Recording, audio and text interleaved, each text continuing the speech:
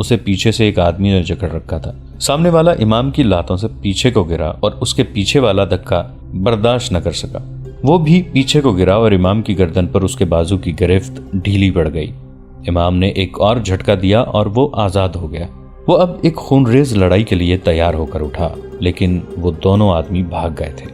ان کے بھاگنے کی وجہ صرف یہ ہو سکتی تھی کہ وہ دونوں اس علاقے کے مسلمان تھے، انہیں پہچانے جانے کا خطرہ تھا۔ امام نے انہیں پکارا، للکارا، لیکن وہ غائب ہو گئے تھے۔ امام نے آگے جانا مناسب نہ سمجھا اور وہیں سے واپس چلا گیا۔ عمرو درویش کے خیمے میں وہی 3 آدمی بیٹھے تھے جو دن کے وقت بھی اس کے پاس آئے تھے۔ انہوں نے عمرو درویش کو بتایا کہ لوگ وہی تاثر لے کر گئے ہیں جو ان پر پیدا کرنے کی کوشش کی گئی تھی۔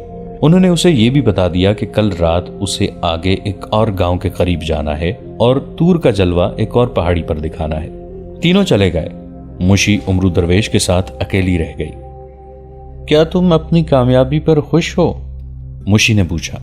مشی، عمرو درویش نے آہ لے کر کہا، میں تمہیں اس قسم کے سوالوں کا جواب دینے سے ڈرتا ہوں۔ کیا تم یہ چاہتے ہو کہ میں صلیبیوں اور سوڈانیوں کے ہاتھوں میں کھلونا بنی رہوں؟ مشی نے کہا، تم نے میرے اندر ایمان بیدار کیا ہے اور اب تم مجھ پر اعتبار نہیں کرتے۔ میں اعتبار تمہارے عمل پر کروں گا، عمرو درویش نے کہا، تمہارے الفاظ پر نہیں۔ مجھے بتاؤ میں کیا کروں؟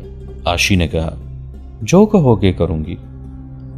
ابھی یہی کرتی رہو جو کر رہی ہو، عمرو درویش نے کہا، وقت آنے پر تمہیں بتاؤں گا کہ کیا کرنا ہے۔ ہو سکتا ہے تمہیں یہ بتانے کا وقت ہی نہ ملے کہ مجھے کیا کرنا ہے، مشی نے کہا۔ تم نے دیکھ لیا ہے کہ تمہارے ارد گرد جاسوسوں کا جال بچھا ہوا ہے۔ جہاں تم نے ذرا سی مشکوک حرکت کی، یہ جاسوس تمہیں غائب یا قتل کر دیں گے اور مجھے اپنے ساتھ لے جائیں گے۔ اگر تم مجھے پہلے ہی بتا دو کہ تمہارا کیا ارادہ ہے تو میں تمہیں بر وقت خبردار کر سکوں گی۔ مجھے تو وہ بہرحال اپنے گروہ کا فرد سمجھتے ہیں۔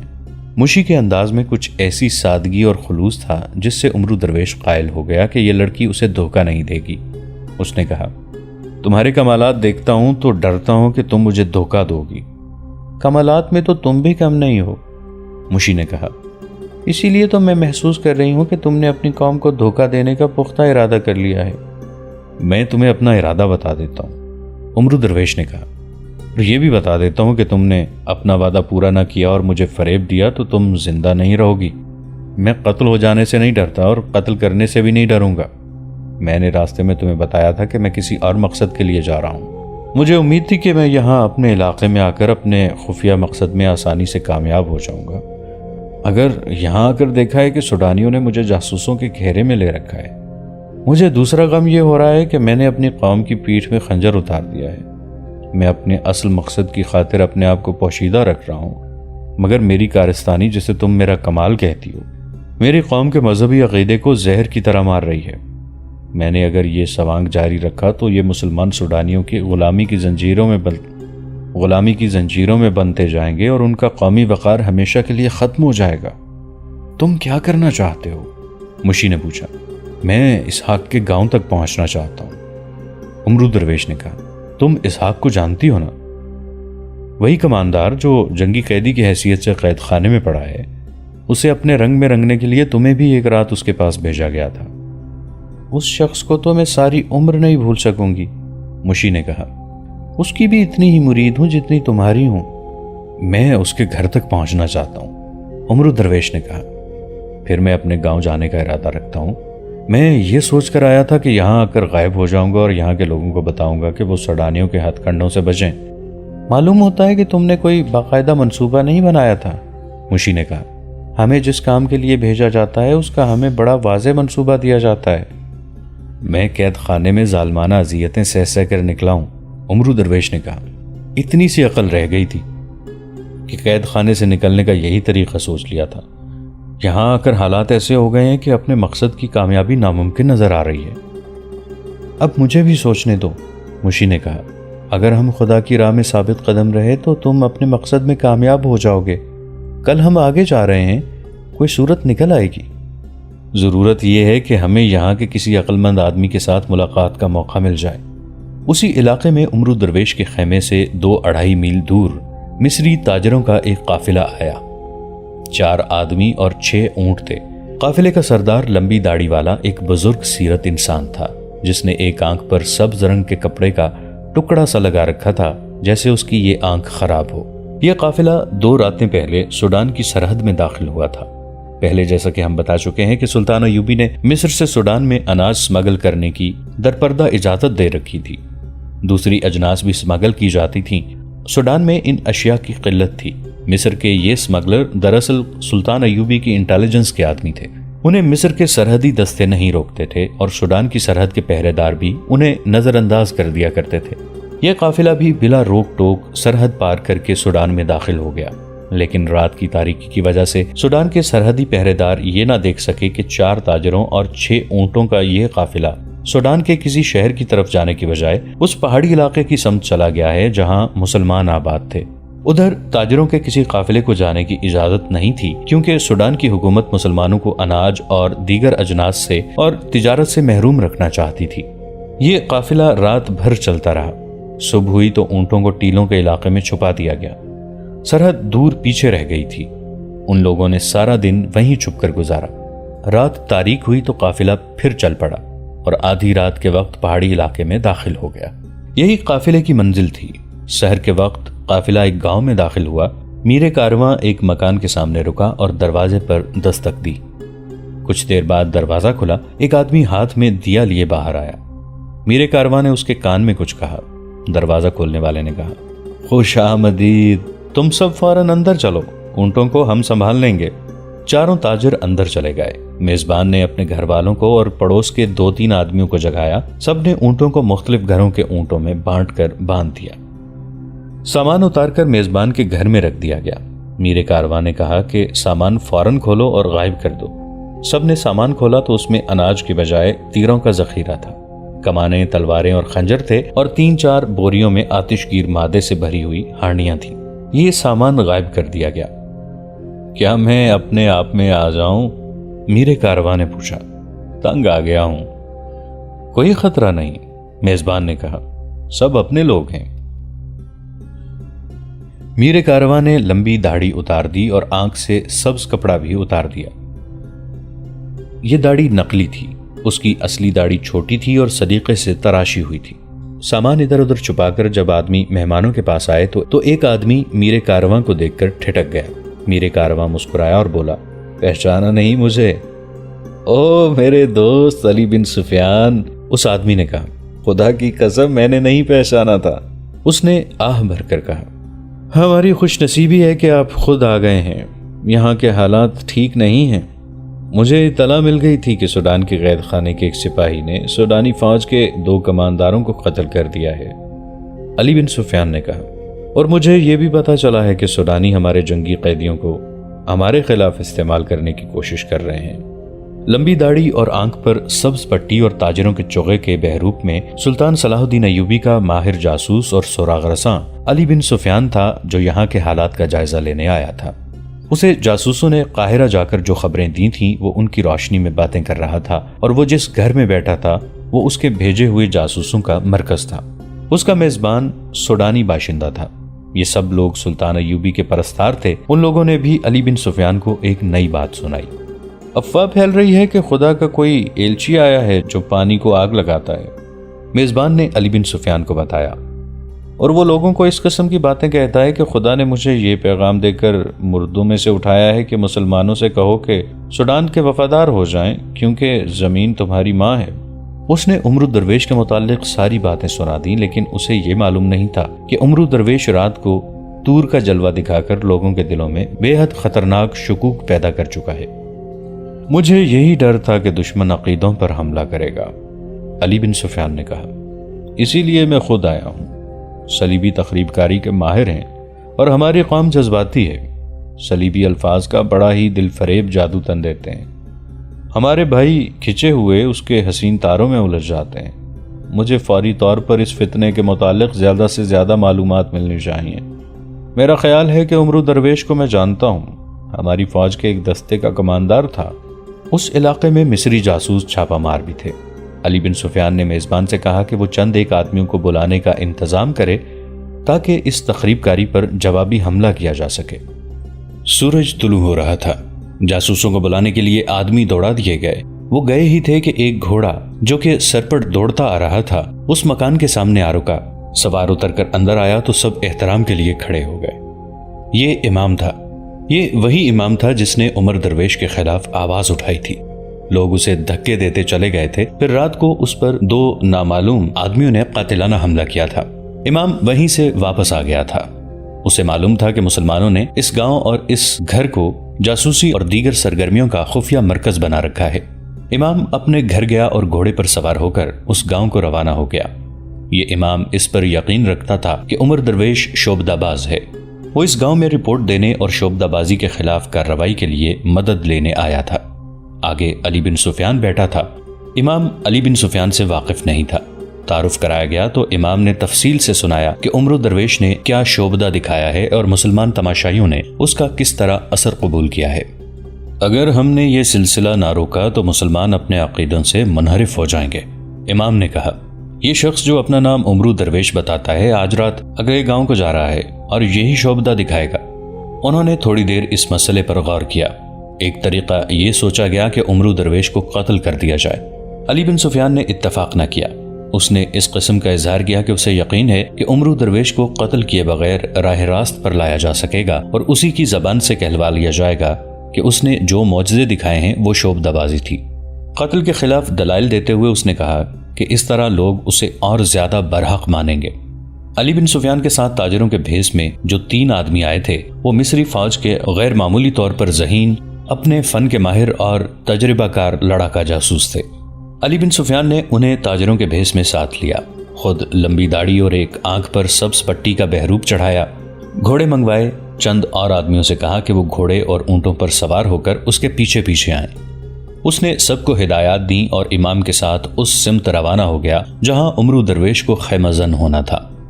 عمر درویش صبح طلوع ہوتے ہی اگلے مقام کے لیے روانہ ہو گیا تھا۔ اس کے ساتھی اس علاقے کے لوگوں کے لباس میں اس کی حفاظت کے لیے جا رہے تھے۔ اس کی تشہیر دور دور تک ہو گئی تھی۔ وہ ایک اور گاؤں سے کچھ دور رک گیا اور خیمہ گاڑ دیا۔ تھوڑی سی دیر میں وہ اور مشی تیار ہو گئے۔ خیمے کے سامنے 2 مشعلیں جلا کر گاڑ دی گئی تھیں۔ اس کے ساتھیوں نے گاؤں والوں کو جا بتایا کہ انہوں نے خدا کے جس ایلچی کے معجزے سنے ہیں وہ ان کے گاؤں کے باہر خیمہ زن ہے۔ لوگ دوڑے گئے۔ جن لوگوں نے ایک روز پہلے عمر درویش کو دیکھا تھا وہ بھی دور کا فاصلہ طے کر کے آ گئے۔ عمر درویش دونوں مشعلوں کے درمیان چھوٹے سے قالین پر بیٹھ گیا۔ مشی اپنے اسی بھڑکیلے لباس اور طلسماتی بناؤ سنگار سے آراستہ تھی۔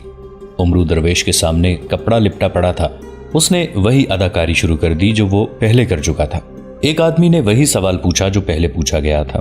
عمر درویش نے وہی باتیں اسی انداز سے دہرا کر کہا کہ کسی کے پاس پانی ہو تو اس کپڑے پر ڈالا جائے۔ علی بن سفیان اپنی پارٹی کے ساتھ پہنچ چکا تھا اور اس نے عمر درویش کو پہچان لیا تھا۔ اچھی طرح معلوم تھا کہ یہ شخص مصری فوج کے ایک دستے کا کماندار ہے۔ علی بن سفیان کو بتا دیا گیا کہ عمر درویش پانی کو آگ لگاتا ہے۔ علی بن سفیان کو ایک شک تھا۔ یہ تسلیم نہیں کیا جا سکتا تھا کہ پانی کو آگ لگ سکتی ہے۔ اس کے دماغ میں جو شک پیدا ہوا تھا اس کے مطابق وہ چھوٹے سے مشکیزے میں پانی اپنے ساتھ لے گیا تھا۔ جو ہی عمر درویش نے کہا کہ کسی کے پاس پانی ہو تو اس کپڑے پر ڈالے تو ایک آدمی تیزی سے آگے بڑھا۔ اس کے پاس مشکیزہ تھا۔ اس نے کچھ پانی کپڑے پر انڈیل دیا۔ علی بن سفیان آگے بڑھا اور مشعل زمین سے اکھاڑ کر لوگوں سے کہا، تم میں سے کوئی آدمی آگے آئے۔ ایک آدمی جو علی بن سفیان کے ساتھ تھا آگے آ گیا۔ علی بن سفیان نے مشعل اس کے ہاتھ میں دے کر کہا، اس کپڑے پر شعلہ رکھو۔ وہ آدمی ہچکچایا۔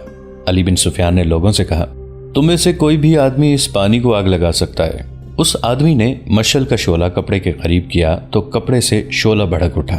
ایک آدمی جو عمر درویش کا ساتھی تھا بولا، تم کوئی شعبدہ باز ہو، پیچھے ہٹو ورنہ تم پر خدا کی برگزیدہ شخصیت کا قہر نازل ہوگا۔ عمر درویش خاموشی اور حیرت سے علی بن سفیان کو دیکھ رہا تھا۔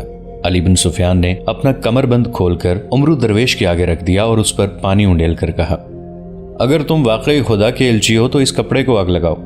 اس نے مشعل عمر درویش کے آگے کر دی مگر عمر درویش اس کے منہ کی طرف دیکھتا رہا۔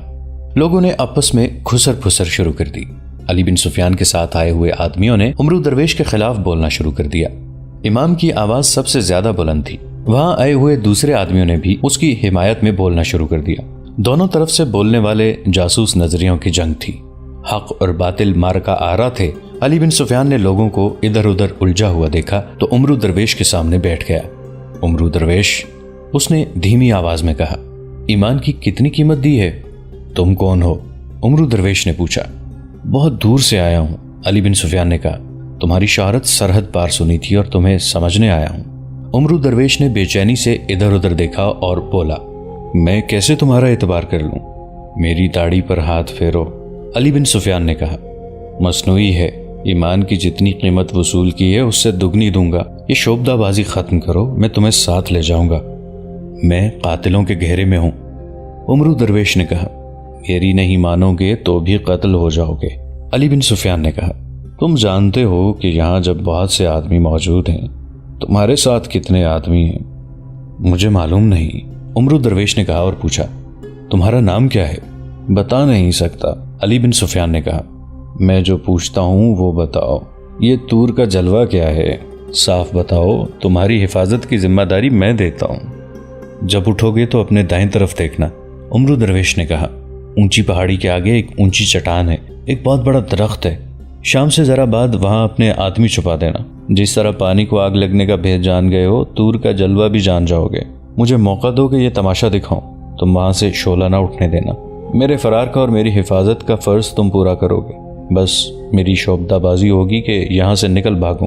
مجھے اسحاق کو قید خانے سے آزاد کرانا ہے۔ اٹھو اور اعلان کرو کہ رات کو طور کا جلوہ دکھاؤں گا۔ علی بن سفیان کی جگہ کوئی اور آدمی ہوتا تو وہ عمرو درویش کی یہ ادھوری سی بات نہ سمجھ سکتا۔ علی بن سفیان اسی میدان کا کھلاڑی تھا، وہ اشارے سمجھ لیتا تھا۔ اس نے اٹھ کر اعلان کیا، خدا کا یہ برگزیدہ انسان رات کو طور کا جلوہ دکھائے گا۔ میں نے اس کی بات سمجھ لی ہے، تم سب چلے جاؤ، شام کے بعد آنا۔ علی بن سفیان اٹھ کر چلا گیا۔ لوگوں نے اسے گھیر لیا اور پوچھا کہ عمرو درویش کے ساتھ اس کی کیا باتیں ہوئی ہیں۔ اس نے بلند آواز سے کہا، اس برگزیدہ ہستی کے سینے میں ایک پیغام اور ایک راز ہے۔ میں نے اپنا شک رفع کر لیا ہے، رات کو اس کا معجزہ ضرور دیکھنا۔ عمرو درویش کے آدمی اس کے پاس جا بیٹھے اور پوچھا کہ اس آدمی کے ساتھ کیا باتیں ہوئی ہیں۔ عمرو درویش نے جواب دیا، میں نے اسے قائل کر لیا ہے۔ لیکن یہ ہے کون؟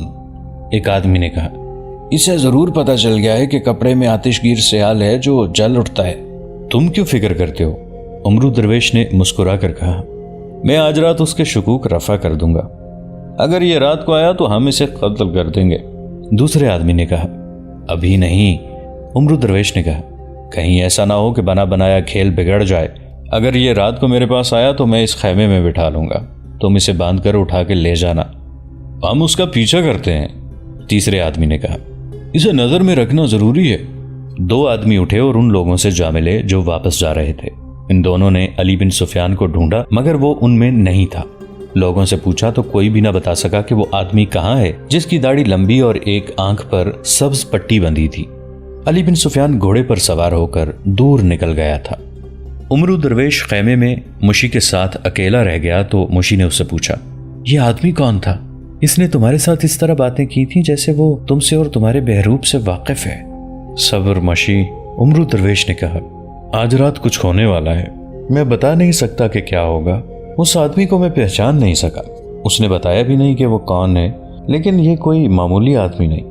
مجھے امید ہے کہ آج رات ہم فرار ہو سکیں گے اور یہ توقع بھی ہے کہ میں قتل ہو جاؤں گا۔ آج رات تمہیں ثابت کرنا ہوگا کہ تمہاری رگوں میں مسلمان باپ کا خون ہے۔ اگر تم نے دھوکہ دینے کی کوشش کی تو تم میرے ہاتھوں قتل ہوگی۔ اگر تم مجھے کچھ اور بھی بتا دو کہ کیا ہوگا اور مجھے کیا کرنا ہے تو شاید میں زیادہ اچھے طریقے سے تمہاری مدد کر سکوں گی۔ مشی نے کہا، میں تمہاری خاطر قتل ہونے کے لیے تیار ہوں، لیکن اس سے تمہارا مقصد پورا نہ ہوا تو میری جان رائیگاں جائے گی۔ تمہیں یہ کرنا ہے، عمرو درویش نے کہا، کہ اپنے آدمیوں کی باتوں میں نہ آنا۔ یہ کوشش کرنا کہ ان کا ارادہ قبل از وقت معلوم کر لو اور مجھے خبردار کر دو۔ میں بتا نہیں سکتا کہ آج رات کیا ہوگا، البتہ تم تیار رہنا۔ تم کئی بار کہہ چکے ہو کہ تم کو مجھ پر اعتبار نہیں، مشی نے کہا، لیکن میں نے تمہیں ایک بار بھی نہیں کہا کہ مجھے تم پر اعتبار نہیں۔ اگر تم یہاں سے آزاد ہو گئے تو کیا تم مجھے بھی اپنے ساتھ لے جاؤ گے؟ تم واپس جانا پسند نہیں کرو گی؟ نہیں، عاشی نے رنجیدہ مگر پرعزم لہجے میں کہا، مر جانا پسند کروں گی۔ تم شہزادی ہو مشی، عمرو درویش نے کہا، میں نے تو یہ سوچا ہی نہیں تھا کہ تم میرے ساتھ ہوگی تو ہمارا مستقبل کیا ہوگا۔ تم ان جنگلوں میں رہنا یقیناً پسند نہیں کرو گی۔ میں تمہیں قاہرہ لے جاؤں گا، وہاں تمہارے متعلق سوچنے کے لیے بڑے اچھے دماغ موجود ہیں۔ دوستو، آج کے لیے اتنا ہی۔ اسی کہانی کی اگلی قسط کے ساتھ بہت جلد حاضر ہوں گے۔ نیچے کامنٹ سیکشن میں اپنی رائے کا اظہار ضرور کیجیے گا۔ ہمارے اس چینل کو سبسکرائب کر کے نیچے موجود بیل آئیکن کو بھی ضرور کلک کیجیے گا۔ اگلی ملاقات تک کے لیے ہمارا اور آپ کا اللہ نگہبان۔